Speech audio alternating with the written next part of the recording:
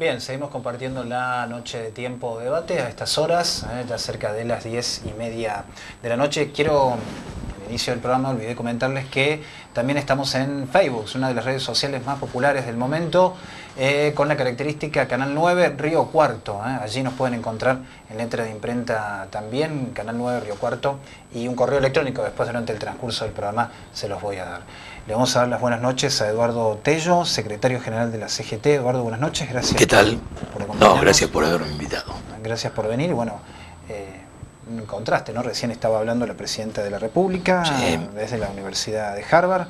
Bueno, y ahora toca entrevistarle a usted, referente de la CGT, secretario general de la organización que hoy está cumpliendo años, hoy 27 de septiembre. Hoy sí, la CGT Nacional está cumpliendo 82 años de su fundación, cuando se comenzó ya en un tema que paradójicamente hoy está también en la picota, es un tema de actualidad. El 27 de septiembre de 1930 se consagraba esa tan ansiada y permanentemente buscada unidad del movimiento obrero argentino.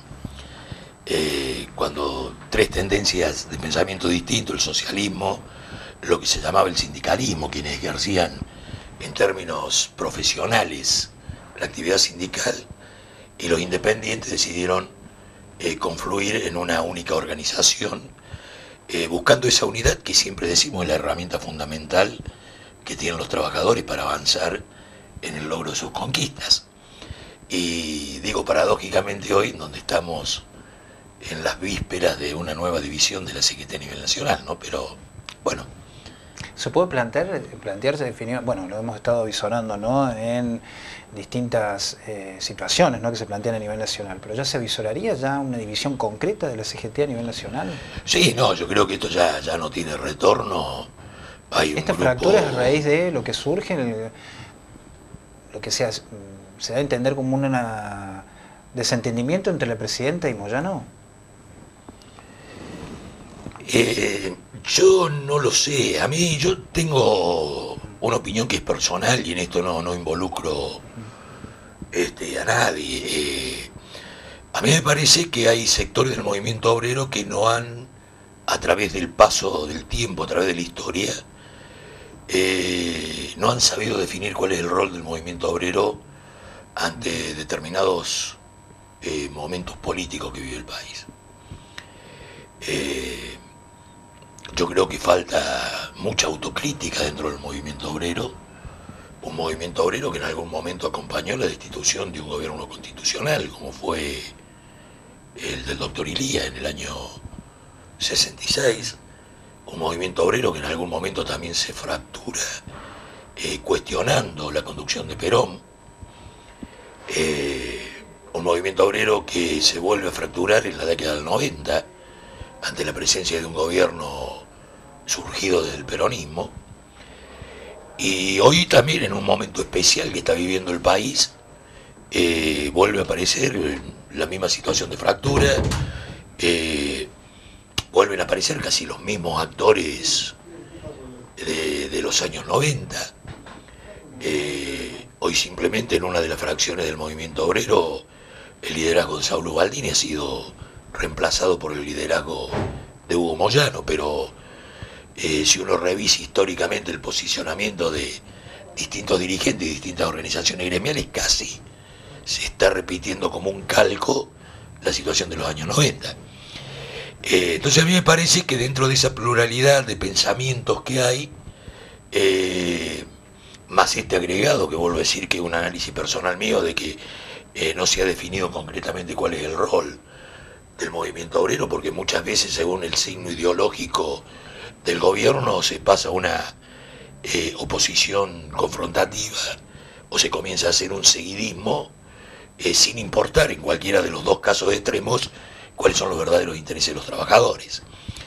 Y yo digo, se ha dejado de lado en esta división que se plantea el verdadero interés de los trabajadores, por ejemplo. ¿Se deja un poquito de lado en esta especie? Yo creo que, si las posiciones son sinceras, me parece que se debiera estar buscando defender los intereses de los trabajadores por distintos caminos.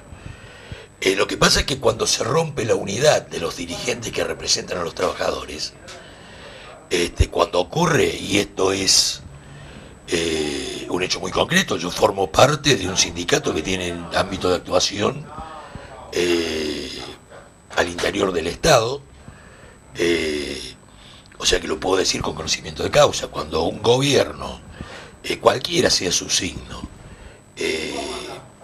se empieza a inmiscuir en las situaciones internas del movimiento del movimiento obrero, digo, las consecuencias también históricamente se han dado así, no son buenas para los trabajadores. Moyano ha dicho en las últimas horas que el kirchnerismo ya no representa los intereses de los trabajadores.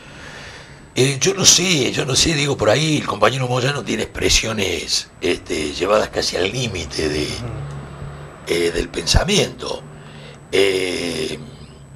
Yo visualizo algunas cosas, es decir, y situándome en el rol que se debe situar un dirigente gremial. Nosotros acompañamos, me tocó hacerlo personalmente, hemos firmado solicitadas en nombre del Movimiento Obrero Río Cuarto, acompañamos la reelección de la compañera presidenta.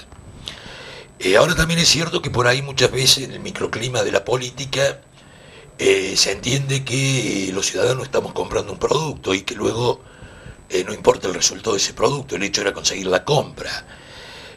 Nosotros no hemos votado, Cristina, por la congoja que nos producía su imagen de viudez doliente. No hemos votado a Cristina por el carisma o por su brillante preparación como uno de los mejores cuadros políticos que han llegado a la presidencia de la Nación. Nosotros hemos votado sinceramente a Cristina buscando, y así lo habíamos dicho, profundizar el modelo. Y profundizar el modelo es avanzar con la redistribución de la riqueza y comenzar a reemplazar este concepto de inclusión social por el de justicia social, que es algo que va mucho más allá. La justicia social, uno se imagina una sociedad donde todos los ciudadanos tengan garantizado trabajo, salarios, vivienda, salud, educación, y obviamente que para eso todavía nos falta mucho.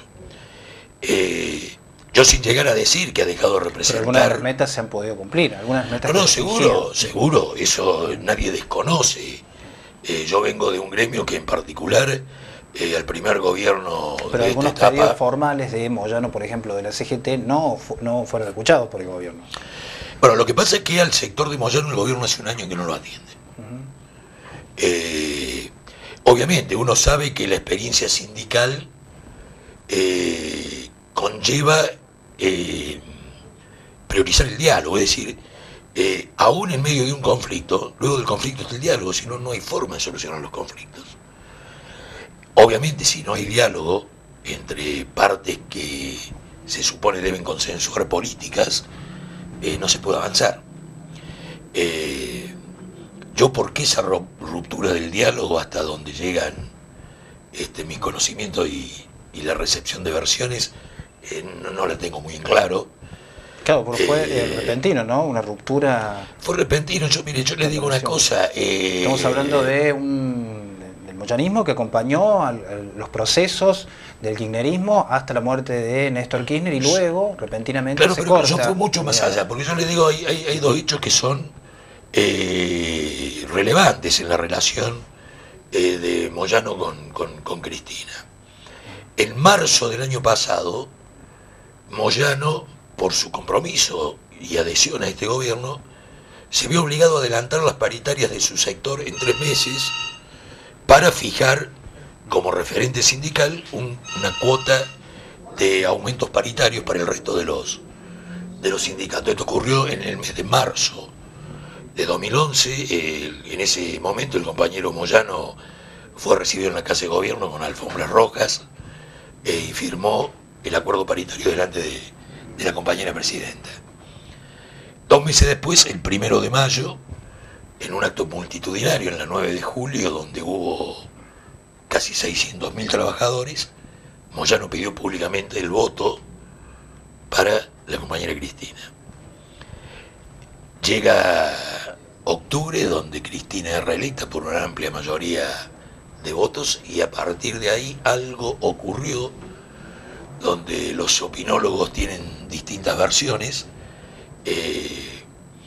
algo ocurrió. Yo creo que la responsabilidad de conducir el país, la responsabilidad de conducir la CGT, impiden que haya problemas personales, no debiera haberlos. Eduardo, se hablaba de pretensiones presidenciales de Moyano. Sí, pero yo creo que estas son instalaciones que hace la prensa. A mí jamás, no puedo decir que me conste las aspiraciones de políticas de Moyano, no puedo decir que me conste que la CGT haya presionado otra instalación de la prensa para que Recalde sea el vicepresidente. Digo, de pronto tomaron una pregunta trivial que se le hace a Moyano, que a usted le gustaría que un hombre del movimiento obrero acompañara a la presidenta, y una respuesta cantada, que va a decir el secretario general de la CGT que no. Digo que sí. Y a partir de ahí se hizo todo. Yo le digo, acá me parece que hubo algunas definiciones políticas de la CGT que no le gustaron a la presidenta. Por ejemplo, por ejemplo, el pedido de la distribución de las ganancias de las empresas. Se hablaba también de demasiadas pretensiones o demasiados pedidos de la CGT a la presidenta. Sí, pero yo digo, ¿qué es lo que se ha pedido? Y esto consta por ahí, hay documentos escritos donde se le pide la audiencia a la presidenta pidiéndole la universalización de las asignaciones familiares, donde hoy los trabajadores convencionados... Universalización, dijo. Claro. ¿Qué consiste? En que todos los ciudadanos en condiciones de recibir las asignaciones familiares la cobren. Hoy hay un tope salariales que impiden que un importante grupo de trabajadores convencionados en blanco cobren la asignación familiar en la medida que van avanzando en sus aumentos salariales. Incluso fíjese, esta misma reforma de asignaciones familiares que se produjo hace 15 días, hoy el propio gobierno en la proyección en el proyecto de presupuesto presentado por el año 2013 tiene que reconocer que va a haber 400.000 niños más que van a perder el recibo de la asignación familiar a través del recibo de sus padres. Ese fue un reclamo de la CGT que yo creo que es compartido por todo el movimiento obrero, y que en función de que las asignaciones familiares se pagan con dinero de los privados, no es un dinero que aporte el Estado, sino que es un dinero que aportan las patronales sobre la masa salarial que pagan, nadie puede dejar de reconocer que es un reclamo justo. El tema de los mínimos no imponibles que afectan a los trabajadores en blanco también inconvencionados, yo creo que es una injusticia total, es decir, que el trabajo tenga que aportar para cubrir necesidades financieras del Estado, es un despropósito. Pero fundamentalmente, escúcheme, fundamentalmente por una cuestión. ¿A cuál es el nivel de ingreso en el cual se debe empezar a tributar el impuesto a la ganancia? Es un tema que se puede discutir tranquilamente. Tendrán que ser 10.000, 12.000, 14.000, 20.000 pesos, no lo sé. El problema que uno nota es que hay una política deliberada del gobierno en dejar fijo el piso del mínimo no imponible, con lo cual cada vez más trabajadores engrosan las filas de los que tributan el impuesto. En el año 2005, si no me equivoco, había 400.000 trabajadores en relación de dependencia, que uno quiere entender que eran aquellos puestos fuera de convenio, como gerentes, supervisores y demás, que aportaban al impuesto. A medida que fueron pasando los años, fueron 600.000, 800.000, 1.200.000. Antes de la aplicación de los acuerdos paritarios de este año, ya estábamos en 1.600.000, 1.700.000, y hoy se está calculando que hay 2 millones de trabajadores en blanco, 350.000 jubilados y 150.000 monotributistas, es decir, 2,5 millones sobre una población laboral en blanco de 10 millones, que está tributando el impuesto a la ganancia. Es decir, lo preocupante es esa política deliberada que está haciendo que cada vez el piso para tributar quede más bajo y cada vez sean más los trabajadores que a raíz de los acuerdos paritarios van ingresando a esa condición de aportantes al impuesto a la ganancia. ¿Cómo evalúa hoy el salario de los trabajadores? ¿Con el tema de la inflación? Hay distintas realidades, hay distintas realidades. Yo creo que aquellos sectores del trabajo que consiguieron en estos años de permanente discusión paritaria, un logro que reconocemos, que nace con Néstor y que Cristina lo ha continuado, pudieron recomponer sus salarios en una forma importante, con lo cual el acuerdo salarial de este año, que ha oscilado entre el 21 y el 24%, los mantiene en carrera. Ha habido otros sectores donde la convertibilidad los dejó en un piso muy bajo y no han podido todavía recomponer sus ingresos para llevarlos a un nivel digno, en donde hoy todavía la evolución de los precios está por encima de los aumentos que están consiguiendo. ¿Cree que está corroyendo los salarios en este momento en la inflación? Es que eso está pasando según el nivel salarial que uno tenga. Yo creo que a quienes no han podido recomponer... ¿Pero de un trabajador tipo, digamos? No, yo creo que un trabajador tipo que tiene un ingreso que está cercano a la media histórica de su actividad, yo creo que los acuerdos paritarios de este año, si bien no le han permitido seguir ganándole la carrera o el avance en la distribución de la riqueza, por lo menos no lo han hecho retroceder. Hay otros sectores en donde la necesidad imperiosa, la salida de la crisis del 2001, más que recomponer los ingresos, era reconstituir el tejido laboral de la actividad. En ese caso seguramente se ha privilegiado la creación de puestos de trabajo. Y obviamente eso ha hecho que esos sectores queden con niveles salariales por debajo de lo que uno considera que sean justos.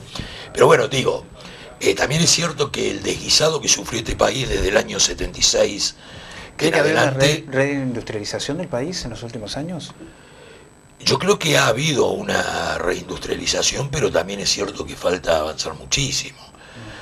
Hoy todavía la gran mayoría de nuestros productos primarios son exportados en estado natural. Y yo creo que esa es la ventaja competitiva que tiene nuestro país. Pero supóngase, nosotros en algún momento cometíamos la paradoja de que exportábamos granos al Brasil, al valor del grano, y el Brasil nos mandaba a nosotros carne de cerdo y pollo, donde ese grano estaba transformado en proteínas animales a un precio mucho más caro. Yo creo que hay algunos intentos, la transformación de la oleaginosa en el biodiesel, o la conversión del maíz al etano, son hechos importantes, pero hoy todavía me parece que obedecen más a iniciativas privadas aisladas que a una política muy clara del gobierno, que a pesar de que está expresada en este programa estratégico agroalimentario 2020, creo que se llama, me parece que todavía está faltando el impulso necesario para seguir diversificando la matriz productiva del país y no quedar tan dependiente, por un lado, de la producción de bienes primarios, o en dos o tres industrias como la automotriz que sean las locomotoras del desarrollo. Eduardo, usted participó hace poco de un encuentro donde la CGT presentó los 21 puntos. ¿En qué consisten? Sí. Bueno, los 21 puntos de la CGT, que ya vamos a empezar a definirla como CGT Azopardo, que es la que conduce Moyano, se inscribe en una situación histórica que han vivido ciertos sectores del movimiento obrero, cuando ante determinadas circunstancias políticas creyeron necesario expresar a través de una serie de puntos programáticos lo que debieran ser las acciones políticas de gobierno para avanzar en un proyecto que el movimiento obrero tiene como objetivo central, que es el logro de la justicia social.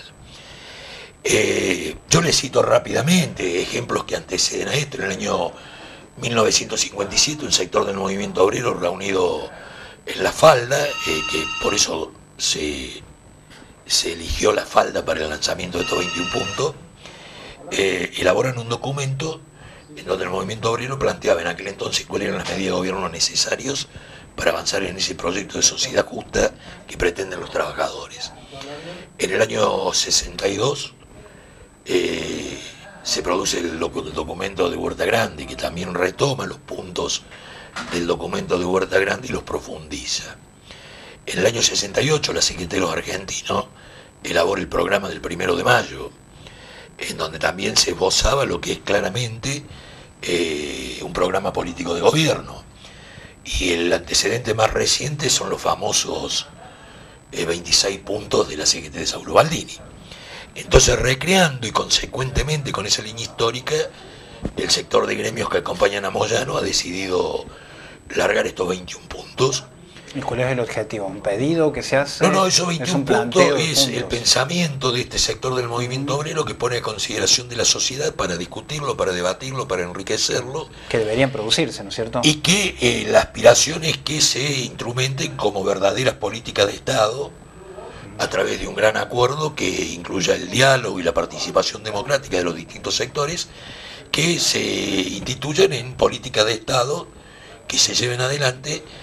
Tiene que ver esto con el fomento de la producción, el fomento del trabajo, el sistema tributario, el que hablamos recién, el tema del sistema financiero, la salud, la educación, la cultura, donde está el pensamiento de este sector del movimiento obrero, que pretende ser enriquecido en la discusión y el debate con otros sectores, y ver si se puede transformar en un verdadero programa con puntos de política de Estado que permitan pegar el salto cualitativo que tiene que dar la sociedad argentina, tomando como base todos estos logros que hemos conseguido desde el año 2003 para acá, tomándolos no como un punto de llegada, sino como un punto de partida en la consecución de nuevos logros. De cosas que se podrían conseguir a futuro, ¿no? Se podrían Sí, pensar. seguramente, ninguno de estos puntos está pensado para el corto plazo. Usted habló de diálogo recién, ¿no? Ha habido varios intentos de Moyano de acercamiento al gobierno. Pedidos de diálogo, inclusive ha habido declaraciones que él ha dicho, ¿no? El diálogo, la oportunidad cuando ellos lo decidan, el diálogo está abierto. Sí, pero bueno, no hay respuesta y lamentablemente vuelvo a insistir con esto, es decir, dos sectores no que confrontan entre sí, sino que deben acompañarse, que deben hacer saber a la otra parte cuáles son los intereses y cuáles son las vicisitudes que uno vive a través de lo que hace la contraparte. Si no se dialoga, esto es imposible. Yo digo, si hubiera alguna necesidad del gobierno nacional, que posiblemente sea la crisis que vive la eurozona, no sé, la caída de las exportaciones, la necesidad de divisas para pagar la deuda externa, toda una serie de cosas, digo, nada impedía llamar al movimiento obrero, hacerle conocer esas necesidades. El movimiento obrero siempre lo va a entender. Fíjese, nosotros ponemos como ejemplo la situación que vivió la CGT de Río Cuarto ante el tema de las sobretasas planteadas por el intendente Llure. Nosotros estábamos a punto de salir a la calle rechazando esto. El intendente, en un gesto que aún hoy valoramos, nos llamó a dialogar. Nos expresó cuáles eran las necesidades financieras de la municipalidad. Hoy lo podemos decir porque él ya lo ha hecho público a través del diálogo con los partidos políticos, pero nosotros 3 meses antes éramos conocedores del déficit mensual que tenía la municipalidad de Río Cuarto. Y fue así que, sin avalar el tema de la sobretasa, porque nunca podemos avalar que el Estado recaude de una fuente de financiación que sea el consumo popular, pero sí comprendimos la situación y no solo llevamos a que esa situación de la sobretasa se bajara su alícuota, se distribuyera en el tiempo, se hicieran transitorias, sino que de esa necesidad de dialogar y consensuar surgió la constitución del Consejo Económico Social, que hoy creemos que es una herramienta donde los actores sociales le pueden dar un aporte de valor agregado. Sí, sin ninguna duda. Donde creemos que desde ahí los actores sociales le podemos dar un aporte de valor agregado a las decisiones políticas. Entonces, con ese ejemplo, un ejemplo que hoy también lo podemos aplicar a los gremios relacionados con el Estado provincial, que le reclamaban al gobernador. ¿Qué posición asume usted con respecto a los ajustes en la caja? ¿Me lo puede contestar después? Sí, cómo no. Pues nos están pidiendo una pausa, ya regresamos en tiempo de debate, estamos en la noche del jueves. Eduardo Tello, secretario de la CGT Delegación Río Cuarto, es quien nos está acompañando en la jornada de hoy. Ya volvemos.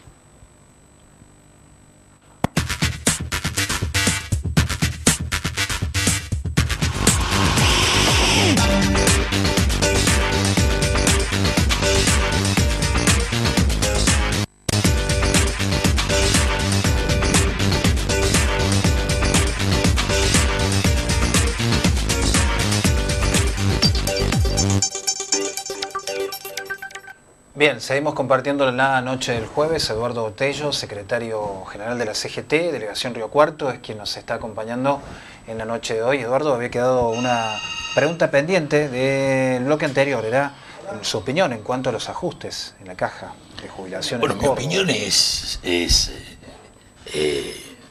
no puede ser de otra manera que oponerme a todo aquello que hace recaer la necesidad de financiamiento del Estado sobre o el consumo popular o los ingresos de los sectores populares. También es cierto que digo que el movimiento obrero tiene la madurez suficiente para reconocer aquellos problemas financieros que pueden estar teniendo los organismos del Estado y lo que piden los compañeros de los gremios afectados y pedían al gobernador es que abra el diálogo para en conjunto consensuar la mejor solución tanto para los intereses del gobierno de la provincia como para los intereses de los trabajadores que representan esos gremios. ¿Cómo va a quedar ahora planteado el esquema gremial a nivel nacional? Porque está también la CGT de Barrio Nuevo, también. Sí, estamos en una múltiple universo. ¿Y aquí en la ciudad de Río Cuarto? No, en la ciudad de Río Cuarto yo creo que la inteligencia y la capacidad de la dirigencia gremial va a conseguir mantener la unidad. En realidad, en la larga historia que tiene la delegación regional, ha vivido otras situaciones similares de fractura a nivel nacional que no han repercutido sobre la unidad del movimiento obrero de Río Cuarto. Hoy yo creo que los compañeros que acompañan y que integran la CGT van a mantener esa madurez y que seguramente vamos a seguir trabajando juntos por los intereses de los trabajadores de Río Cuarto y la región, y que respecto a la interna que se desarrolla a nivel nacional, cada entidad gremial tendrá la necesaria libertad para encolumnarse detrás de su propia organización nacional. Trasladar a la discusión de Río Cuarto una situación que se vive a nivel nacional me parece que es contraproducente, las realidades no son las mismas. Y nosotros tenemos una unidad que está fundamentalmente basada en un programa de acción que votó el plenario normalizador, que el que llamamos Documento Río Cuarto, donde todas las organizaciones gremiales participantes de ese plenario lo votaron por unanimidad como el mecanismo rector de cuáles eran los pasos a seguir, así que yo creo que las condiciones están dadas para seguir manteniendo la unidad. Eduardo, nos han llegado mensajes de los televidentes. ¿Quiere compartirlos usted? Sí, cómo no. Son preguntas de los televidentes. Habitualmente se los pasamos a los invitados. Le pregunto a Tello qué opina de la restricción en la venta del dólar. Juan Sales Bandenor, usted dice. Bueno, la restricción de la venta del dólar es un término muy relativo, es decir, en primer lugar partamos de la base que la moneda de uso legal en la Argentina no es el dólar, es el peso. Aquellos que pretenden cubrir sus ahorros mediante el atesoramiento de dólares, yo les digo que están equivocados. En los últimos 9 años no solo la inflación fue por arriba de la variación del dólar, sino que el sistema financiero nacional daba intereses mucho más altos. Luego se dice que hay impedimentos para aquellos que necesariamente tienen que viajar al exterior. Yo no puedo opinar sobre eso porque no lo he vivido, no tengo un contacto directo con alguien que lo haya vivido. Lo que sí me parece es que dentro de esta situación del dólar está apareciendo una característica de la idiosincrasia de los argentinos. No nos gusta que nos controlen. Yo digo, si aparecía el caso de alguien que quería comprar dólares en una cifra que no condecía con sus ingresos declarados, bueno, es obvio que tiene que haber un control del organismo que precisamente se encarga de eso. Claro, ¿cuál es el destino, cierto? Claro, o sea, cuál fue el origen no declarado de la capacidad adquisitiva que había en ese momento. Aparte, yo con esto vuelvo a repetir algo que dijo Perón allá por los 40 y pico, 50, en una manifestación en Plaza de Mayo. Les preguntó a los concurrentes cuántos de ellos habían visto un dólar en su vida. Yo creo que en la Argentina pasa más o menos lo mismo. Se hace un cálculo de que de los 40 millones de argentinos, los que hacen transacciones en dólares son 2 millones. Bueno, eso es un poco mi opinión. Quiero preguntarle a Tello qué piensa del trabajo negro, dice la Municipalidad de Río Cuarto, por medio de las cooperativas. Dice, yo integro una y no tengo obra social, dice un televidente. Bueno, el trabajo en negro, yo le quiero decir a este compañero de que está al tope de la agenda de la CGT Regional Río Cuarto. Nosotros creemos que es inconcebible que luego de 9 años de crecimiento y de desarrollo de la actividad productiva, comercial y demás, haya empresarios que han tomado como un paradigma de gestión mantener a trabajadores en la situación de denigrante que es el trabajo en negro. Yo digo que la sociedad tiene que tomar conciencia de que el trabajo en negro no solo perjudica al trabajador que lo sufre, porque aportes patronales que no entran al sistema de salud perjudican a la salud de todos los argentinos. Aportes patronales que no entran al sistema previsional perjudican la jubilación de todos los argentinos.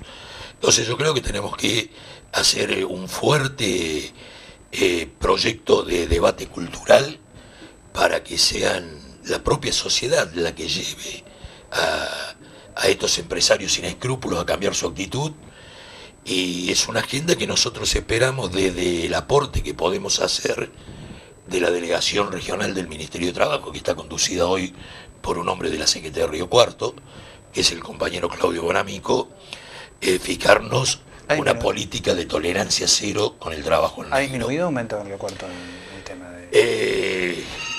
Y es fluctuante. Algunos datos del INDE dicen que aumenta, por ahí vuelve a bajar, vuelve a subir. Y lo que sí quiero concretar es respecto a lo que decía este compañero. Es escandaloso que sea el Estado, en todos sus niveles, municipal, provincial o nacional, que mantenga trabajadores en esta situación. Es decir, si el Estado tiene la obligación de brindar la seguridad social y la previsión que requiere cualquier ciudadano, no puede ser que sea el propio Estado el que genere esta situación de verdadera injusticia teniendo trabajadores en negro. Quiero comentar que apoyo la forma de pensar de Tello, dice, lo felicito, dice. Bueno, muchas gracias. Señor Tello, me llama la atención, dice, porque hoy cambió su postura con respecto a algunos años atrás.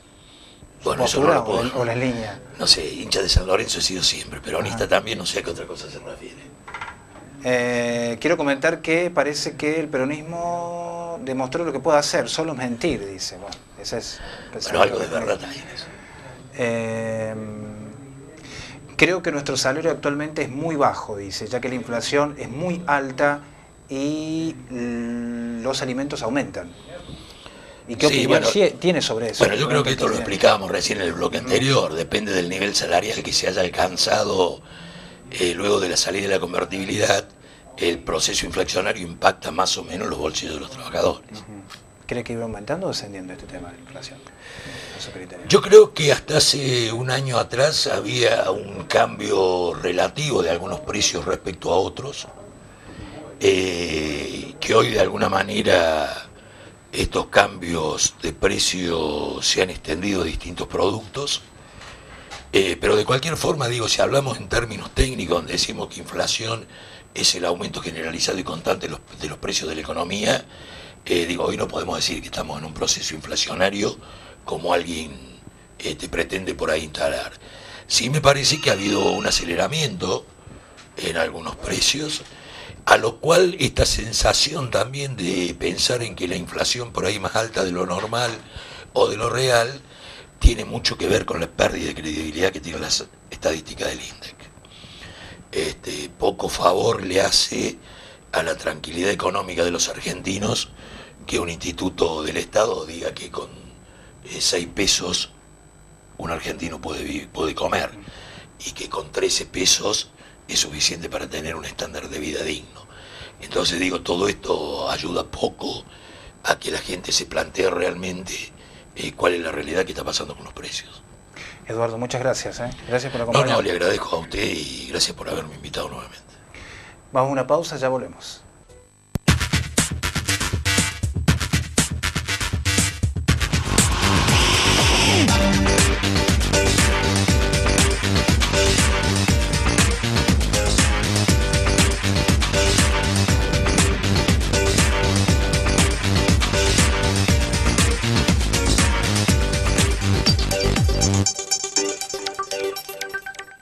seguimos transitando la noche de Tiempo de Debate, aquí en la pantalla de Canal 9 de Río Cuarto. Ya ha pasado unos minutitos de las 11 de la noche. Javier Nataluzzi, intendente de la vecina localidad de Bulnes y presidente de la comunidad regional, es quien nos está acompañando en este segundo bloque del programa. Javier, buenas noches, gracias por venir. ¿Qué tal? Buenas noches a vos y todos los televidentes. Ya es la segunda vez que nos acompaña Javier, sí. En ocasiones anteriores usted se ha hecho presente aquí en nuestro programa, con una situación bastante particular que se plantea en estas últimas semanas en gran parte de la provincia y que afecta a los intendentes de las localidades del interior de la provincia. Es un poco contarle así a la gente, bueno, esto nace a través de trascendido de la prensa, entonces bueno, yo... Pero a la vez un problema que puede, una situación que puede afectar a los vecinos también. Por supuesto, entonces yo genero una reunión en mi pueblo con toda la gente que tiene barrios y explicarle a la gente que lo que es IPB es administración de la provincia. Estamos hablando, para explicarle a los vecinos y a los televidentes de aquí, de la región, que también nos están viendo, los que pueden resultar ser los aumentos progresivos a las cuotas de los adjudicatarios de viviendas del Instituto Provincial, de lo que fue el Instituto Provincial de la Vivienda y lo que es denominado ahora lo que es Dirección ahora de la Vivienda. Fobicor, Fonavi, son por los barrios que yo estoy hablando, ¿no? Bueno, genero esta reunión con los vecinos de Bulnes, bueno, le hago conocer de que bueno, que se estaba hablando de un 400-500% de aumento en las cuotas. Y bueno, ¿cuál es la preocupación mía como intendente de mi pueblo? Que bueno, que esa cuota, no así el IPB, sino de todos los otros barrios, a nosotros se nos descuenta de la coparticipación, o sea, mensualmente. ¿Esto ya venía sucediendo o pasa a suceder a partir de este momento? No, esto viene sucediendo desde cuando yo entré en la administración en el 2003 y anteriormente, que te lo descuentan directamente de la coparticipación. Entonces la preocupación...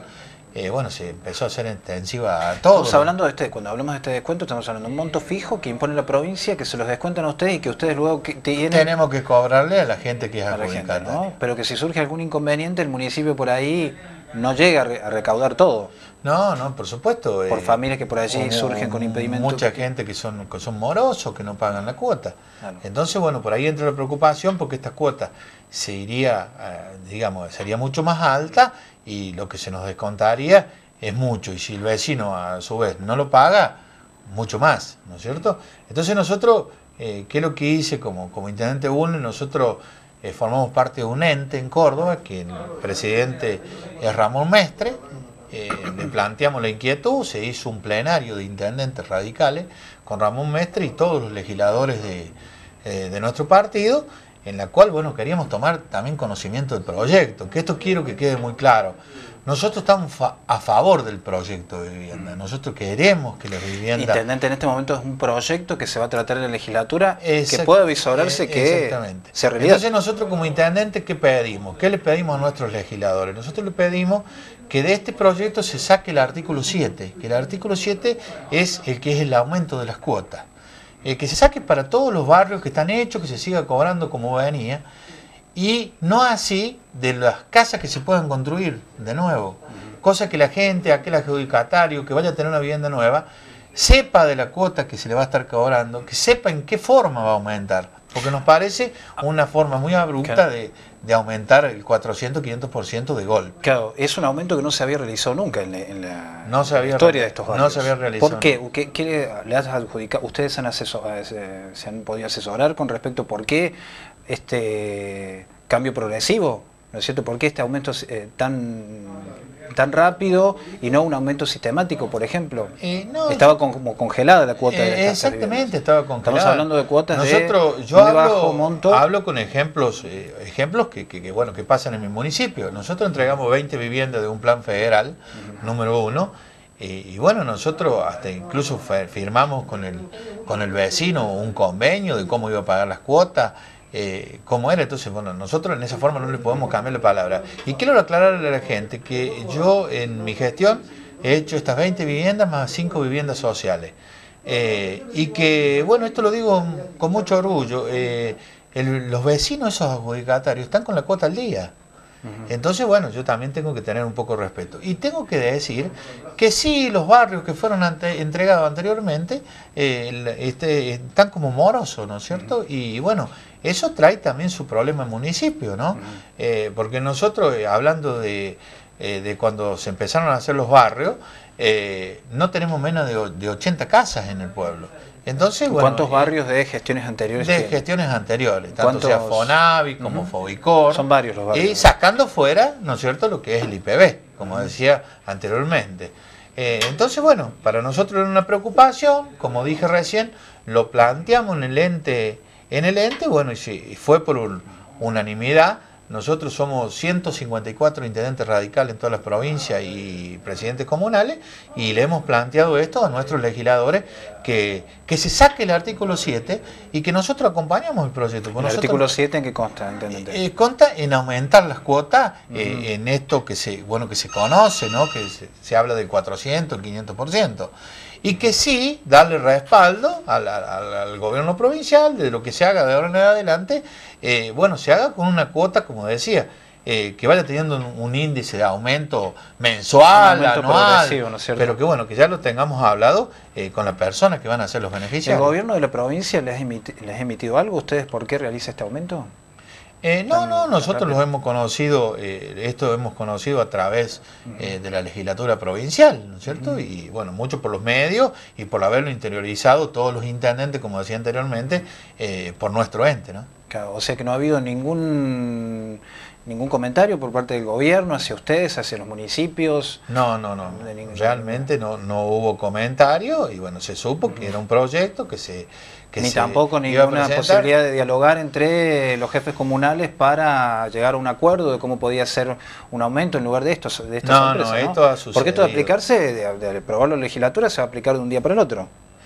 Ustedes se van a encontrar con tiene su proceso, ¿no es cierto? Nosotros nos hemos enterado, no sé exactamente, pero debe ser 20, 22 días que nos hemos enterado de esto, entonces es cuando nos hemos empezado a mover los intendentes, ¿no es cierto? Y bueno, y tengo que agregar que yo, como presidente de la comunidad regional, yo recibo un petitorio de los vecinos de San Pacho, en conjunto también con los de Bulnes, bueno, por esta preocupación. Entonces el pedido era que como presidente de la comunidad, le hiciera conocer a las autoridades provinciales de este petitorio, donde ellos piden que no tengamos este aumento tan abrupto para poder seguir pagando las cuotas en tiempo y forma. Intendente, ¿cuál es la suma de dinero de aprobarse esta ley y cuál es la suma de dinero que la provincia se quedaría? Eso es según la cantidad de vivienda que vos tengas en tu pueblo. Pero estamos hablando de grandes montos de dinero. Y no lo podemos sacar porque uno no va a saber cuál es el vecino que lo va a realmente pagar y cuál no. Pero digamos, de lo que la provincia se le queda a ustedes, estamos hablando de un gran monto de dinero. Sí, por supuesto, sí. Nosotros estamos hablando de un aumento de un 500%. A mí me hablaba una señora jubilada el día lunes y me decía: intendente, yo tengo una jubilación nacional y si nosotros hemos sacado la cuenta, si la cuota se va a 850 pesos, me estarían sacando la mitad del haber. O sea, me va a ser imposible pagar la cuota. Entonces, pero hay distintos casos, ¿no es cierto? Yo creo que hay que analizarlos uno por uno. Pero es el petitorio que te está haciendo la gente, la gente que ha sido beneficiaria del No solamente ha habido intendentes de la línea política suya, también de otras líneas políticas que se han planteado en contra de esta suba. No, sí, por supuesto. Yo cuando hablo del plenario de intendentes que hemos tenido nosotros los intendentes radicales, y soy muy respetuoso a los de los otros partidos, porque van a tener el mismo problema que tenemos cada intendente de cada localidad. Usted pidió que se modifique un ítems, pero en realidad que se modifique, que no se apruebe la ley en general, o que se modifiquen ítems. No, nosotros, es como dije anteriormente, nosotros queremos que se apruebe la ley. Nosotros queremos que se saque el artículo 7, el que habla del aumento de las cuotas. Y después, todo lo que sea para adelante estamos totalmente de acuerdo.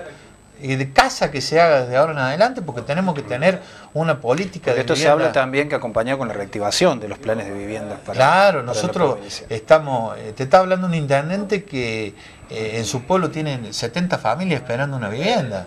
Entonces estamos totalmente de acuerdo con el proyecto. Yo creo que a nosotros Fobicor, por ejemplo, nos trajo muchísimas soluciones, muchos barrios, como también Fonavi, que es importante para la gente, es su vivienda. Entonces estamos totalmente de acuerdo. Es este punto el que nosotros estamos pidiendo esto, ¿no es cierto? ¿Qué plantean los legisladores de la Unión Cívica Radical? Bueno, los legisladores, después de esa reunión, como decía anteriormente, casi 15 días que realizamos una reunión plenaria, se fueron con la posición que fijamos los intendentes radicales, ¿no? Diciendo de, bueno, que si se saca ese artículo, acompañamos totalmente el proyecto.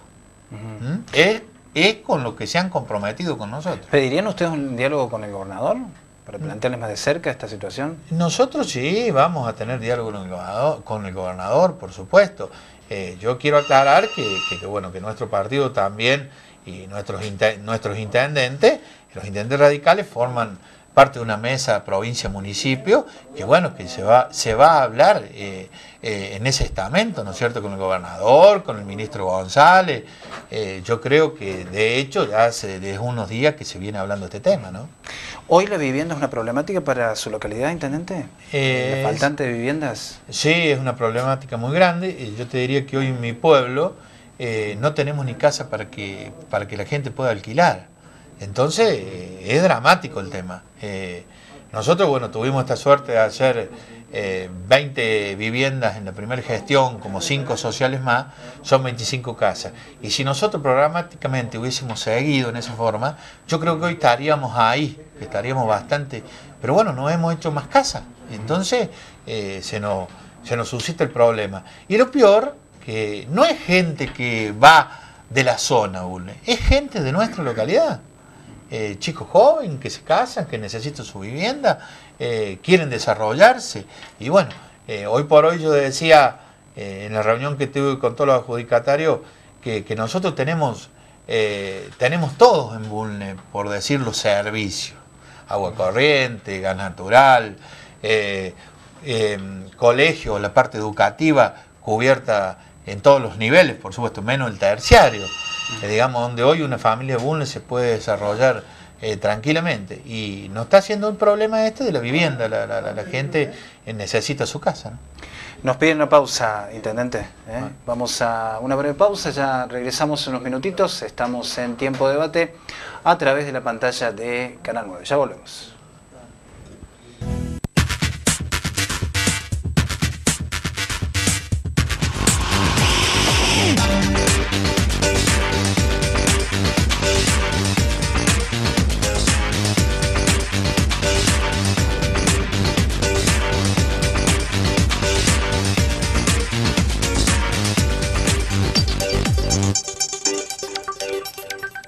Bien, seguimos transitando la noche de Tiempo de Debate. Javier Nataluzzi, intendente de Bulnes, es quien nos está acompañando a estas horas y presidente de la comunidad regional. Es quien está en la noche de hoy con nosotros. Javier, han quedado... había una... Antes, comentarle, me pierdo un poquito porque nos están llegando unos mensajes. Jorge Rabagnani lo saluda. Nos ha llegado a través de mensaje de texto. Sí, un amigo que compartíamos allá la época de juventud, de la Juventud Radical, cuando yo era presidente del Comité Departamental de Juventud. Y nos cuesta una historia bastante particular por ahí, por el mensaje, que usted llegó en una avioneta, porque no hacía tiempo. Ah, sí, Jorge me hace acordar de algo, sí. Fue una asamblea que teníamos en Mina Clavero, y yo tenía un compromiso familiar. Y bueno, con unos amigos que había en el Aeroclub de Molde, dispusieron y fuimos en avioneta. Y bueno, quedó como una anécdota para siempre. Estamos hablando de su tiempo de juventud. Por supuesto, tiempo de juventud. Y que bueno, que uno preguntará, y bueno, que sí, se decidía algo importante. Y bueno, yo era congresal del partido y tenía que ir a votar, tenía que estar sí o sí. Y bueno, Jorge recuerda esto, bueno, unos momentos muy lindos, aparte, sería lindo volver porque éramos por lo menos 25 años más jóvenes. Y bueno, le envía, gracias, Jorge. Le recuerda y le envía un abrazo grande, Jorge. El saludo que lo está mirando en este momento. Hay preguntas de los televidentes. Intendente, ¿quiere usted compartirlas? Sí, son preguntas. Con mucho gusto. Con respecto a este tema de la vivienda, ¿no?, que estamos charlando en este momento, que afecta también a vecinos de la ciudad de Río Cuarto, ¿no? Que el tema del aumento de las cuotas preocupa en cierta forma, este aumento tan abismal, podría decirse, un 500%. Sí, sí. Creo que usted no quiere que se les cobre a las municipalidades solamente, dice el vecino. ¿Es así?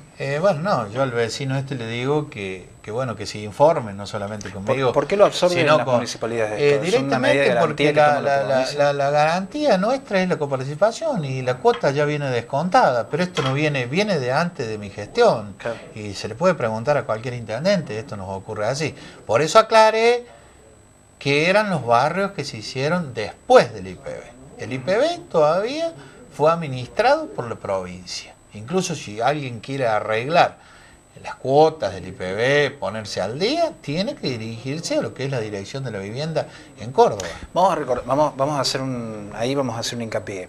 Estamos hablando que el IPB, Instituto de la Vivienda, queda ajeno a este aumento. Presumiblemente. No queda ajeno. No sé lo que pasará con las cuotas del IPB. Claro. Porque pero yo de eso no tengo conocimiento. Claro. Tal vez también esté incorporado acá. Pero después, lo que es las cuotas de los otros barrios, como expliqué anteriormente, FONA, Bifobicor, pasa todo por los municipios. Claro. A nosotros se nos descuenta automáticamente de la coparticipación, después nosotros tenemos que cobrar la cuota a la Ahí está que no le entendí lo que usted me quiere decir. Estamos hablando, claro, obviamente el IPB cobra directamente su cuota con la provincia. El resto es intermediario en los municipios. Superditado al municipio. No, yo me hacía referencia a un aumento, ¿no? Interpreté que un aumento, que el IPB quedaba ajeno, una cosa así. Pero no, ahí aclarado. Sería bueno que tomen el ejemplo de San Luis, dice, y se produzca una adjudicación y que se adjudica al que no paga, dice el televidente. Bueno, se adjudica y se desadjudica al que no paga. Bueno, por empezar, yo soy intendente de un pueblo y bueno, yo creo que esto es la Secretaría de la Vivienda, quien de poner pautas que sean distintas, porque yo hablo de tener una política seria lo que es en vivienda. Vamos a recordar que es la provincia la que lo que es la provincia. Y lo que le quiero decir a este vecino, de que, bueno, en lo que a mí refiere, yo soy intendente desde el 12 de diciembre del 2003, y bueno, como dije anteriormente, los barrios que yo he entregado, las viviendas que he entregado, lo dije al principio, digo con mucho orgullo, que a mí los adjudicatarios me tienen la cuota al día. Es una preocupación y es el compromiso que tomaron conmigo. No así lo que se había hecho con las anteriores administraciones, ¿no es cierto? Pero yo creo que eso pasa por cada uno. A nosotros directamente no hizo falta ir a sacar una sola vivienda porque tenemos las cuotas al día en lo que refiere en mi administración. Creo que se deberían de hacer viviendas dignas, dice, no casitas de muy mala calidad. Mi casa se está partiendo, todo creo que no sirve ni para regalarla, dice el televidente. Bueno, no sé, el vecino será seguramente, es de acá de Río Cuarto, quien... Presumiblemente es de la... Bueno, contestarle a este vecino que, bueno, yo me hago responsable siempre de lo que uno hace. Nosotros estamos a 60 kilómetros acá de Río Cuarto y por ahí algún día que dé una vuelta por Bunley, que elija la casa que él quiera de entre las 20 que entregamos nosotros y que vaya a ver cómo están construidas y cómo están hechas. No hace falta que ni pregunte por mí. Que vaya, golpee una de las casas de ese y pregunte cómo está hecha, si están conformes o no. Ahí va a obtener la mejor respuesta. En Río Cuarto necesitamos que se hagan viviendas urgentes, dice. Porque se necesitan casas, dice. Y las cuotas son muy bajas, de 50 pesos. Dice, y hace referencia el vecino que era hora que, bueno, que aumentara la cuota tal vez. Bueno, yo sé que existen cuotas. El intendente de Río Cuarto tiene la misma preocupación que yo en que construir vivienda. Yo creo que no hay un solo intendente que no estemos en esa de querer construir, yo creo que lo va a hacer. Y bueno, por ahí el tema de la cuota, yo también en mi pueblo tengo cuotas que son muy bajas, como así también las de IPB que son de 54 pesos, ¿no es cierto? Pero bueno, es lo que me refería antes, esto viene desde hace muchísimo tiempo, podemos hablar de casi 25 años. Entonces, bueno, yo creo, como dije anteriormente cuando se hablaba de San Luis, que de una vez por todas en la provincia tenemos que tener una política de vivienda que apunte a otra cosa, pero que la empecemos a pensar desde ahora en adelante. Por eso yo hablo tanto de apoyarlo este proyecto, pero no así aumentar las cuotas entre el 400 y 500% tan abruptamente, ¿no es cierto? Entonces, lo que planteamos los intendentes, como dije en el otro bloque, es que todo lo que está hecho, eso se deje como estaba antes, y de ahora en adelante, cada casa que haga, cada adjudicatario sepa lo que va a pagar. Una última pregunta, intendente, antes de cerrar. Quería preguntarles, ya saliendo de este tema, ¿no? Lo que tiene que ver con el automovilismo de la localidad, ¿no? Que ya se está expandiendo en la región inclusive. Bueno, nosotros somos orgullosos del automovilismo. Bueno, a mí, yo crecí en el Club Peñarol, hasta siendo banderillero de muy joven, y llevamos 35 años de automovilismo. Y hoy se están viendo unos frutos hermosos, tener un parque automotor de casi 80 autos. Esto ha pasado el domingo pasado en Alejandro Roca, que aprovecho mandarle salud al intendente. Y esta situación que se expande las competencias en otras localidades. Exactamente, por eso quiero saludar al Aldo Echeverri, quien es intendente, que también pone todo a disposición para que nuestro club pueda hacer la competencia ahí de la mejor manera. Como así también el intendente de Serrano. ¿En cuántas localidades está compitiendo ahora? Ahora son 3. Está Bulnes, Serrano y Alejandro Roca.